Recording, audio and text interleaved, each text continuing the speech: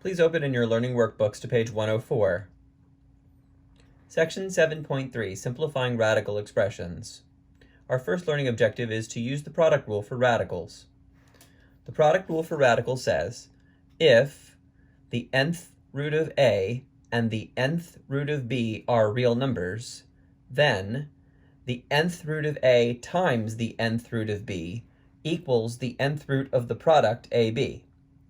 For example, one kind of root is a square root. Let's say you have the square root of 4 times the square root of 9. Because they are both square roots, we can combine them together into one square root, which would be the square root of the product 4 times 9. 4 times 9, of course, is 36, so we have the square root of 36, which is 6. So the square root of 4 times the square root of 9 gives you 6. The cube root of 2 times the cube root of x are both cube roots.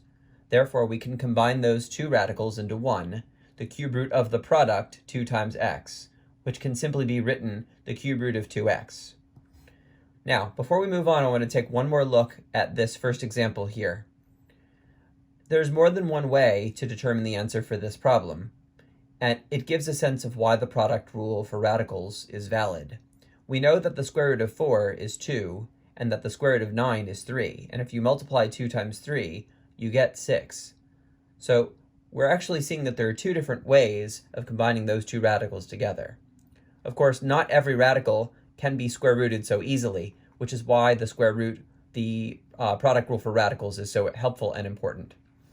One final note, the product rule for radicals cannot be used to combine radicals if the indices are different. For example, the cube root of 5 and the fourth root of 7, the index values are different. For cube root, the index is 3. For fourth root, the index is 4. Since those do not match, we cannot combine those two radicals together with multiplication.